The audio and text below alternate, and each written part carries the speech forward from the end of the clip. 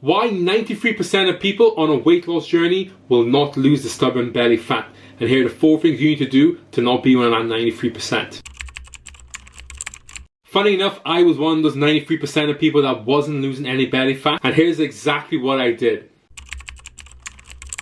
Takeaway 1, I wasn't planning ahead with my nutrition. On most days, I would just be winging it and hoping for the best without any kind of structured plan when it comes to nutrition. The reality is, if you're doing this, it's going to lead to you making poor food choices, because if you have no plan in mind, you're just going to eat whatever. You need to have a framework in place to know how many meals per day you're having, how many snacks a day you're having. This way you're going to avoid overeating and avoid destroying your calorie deficit completely. Key fixes for me that completely change the game when it comes to losing belly fat. The night before, instead of scrolling on my phone, I would actually plan my nutrition in advance. I would go into the MyFitnessPal app and just log the foods I plan on eating the following day. This way it would take away some of the burden of feeling like I'm just tracking as I go, because I already have a clear idea of exactly what's going to be happening the following day when it comes to my nutrition. And if something happens and it's a little bit of an inconvenience to eat the meals I had planned, I can just go to my phone and see, okay, cool, this meal was meant to be 500 calories, 50 grams of protein. The next fix that you can use is simply meal prep.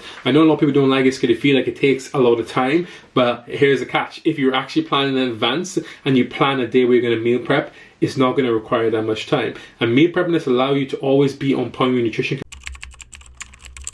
Takeaway number 2 is movement. Movement is so key. I can't believe how many people are so lazy when it comes to like going for a walk.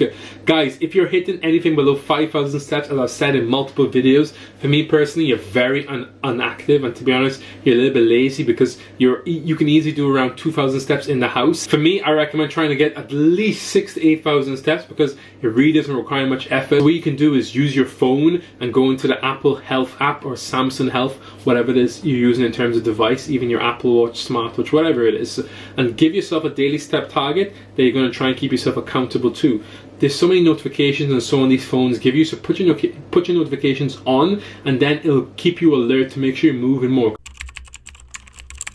Speaking about movement, let's speak about takeaway 3. This is thinking exercise is going to be enough to aid in you losing body fat. If you're doing a 1-hour workout in the gym, it's simply not going to be enough to be able to allow you to lose the body fat that you want. And that's a mistake I was making. I didn't realize how important my nutrition was, despite going to the gym 5-6 days a week at one point. But the reality is, what's most important is the 23 hours outside the gym that you're not working out. Because yeah, it's all good doing a 1-hour workout, but if 23 hours of the day you're not moving, you're sat in your butt all day, you're not really burning many calories. So you really need to make sure you're dialed in over those 23 hours by keeping nutrition on point and still focusing on movement like we just spoke about. Simple fix here is make sure your diet is rich in protein and just keep control of some of those processed foods. You still can have them, just balance it out. Follow something like the 80-20 rule, where 80% of the food you're eating are going to be nice whole foods and 20% is going to be luxury, those chocolates, those sweets, whatever it is. Takeaway 4 is procrastination with my goals and taking too long to make changes. Because if you're taking too long to make changes on your transformation journey, odds are you're going to hit the plateau and you're not going to lose the belly fat like you want. So if you're tracking your progress like you should be able to look at the data and analyze and be like, I've kind of stagnated here, let me not procrastinate and make a change. And just making simple changes such as increasing your output in terms of steps you're doing, or adding in additional cardio if you're not doing any kind of cardio at all, or simply reducing your calories. This is a big mistake I've made on my transformation journey, and it's cost me dearly because it's meant I've been dieting for even longer because I've wasted time and I procrastinated when it comes to making any changes if I wasn't seeing anything happening. Simple fix to this to make sure you are heading in the right direction to lose that belly fat is weigh yourself 3 times during the week just to get an average of what's going on with your weight, and take weekly progress pictures so you can compare to see what's going on.